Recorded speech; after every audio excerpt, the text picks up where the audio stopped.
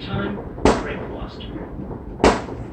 But in addition to your amazing vocal talents, you're a wonderful piano player. And I'm curious, growing up, which came first for you? Was it the piano? Was it the voice? I think it was the voice first, then the piano followed after me. So It's pretty young. it is very young. And I took formal piano lessons from age 7 until age 9.